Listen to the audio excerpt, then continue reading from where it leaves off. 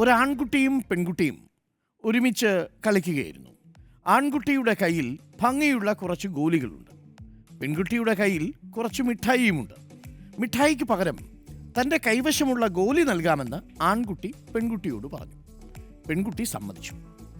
ആ ആൺകുട്ടി തൻ്റെ കയ്യിലുള്ള വലിയതും മനോഹരവുമായ ഗോലികൾ തന്ത്രപൂർവം മാറ്റിവെച്ച് ബാക്കിയുള്ളവ പെൺകുട്ടിക്ക് നൽകി. പെൺകുട്ടി അത് വിശ്വസിച്ചു. പെൺകുട്ടി ആ വാക്ക് പാലിച്ച് തൻ്റെ കൈവശമുള്ള മുഴുവൻ മിഠായികളും ആൺകുട്ടിക്ക് നൽകി. ആ രാത്രി പെൺകുട്ടി സമാധാനത്തോടെ ഉറങ്ങി.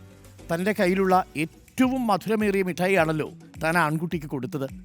ആ ആൺകുട്ടി എനിക്ക് തന്നതും ഏറ്റവും മനോഹരമായ ഗോലികളായിരിക്കും. എന്നാൽ ആൺകുട്ടിക്ക് ഉറങ്ങാൻ കഴിഞ്ഞില്ല. എന്താ കാരണം?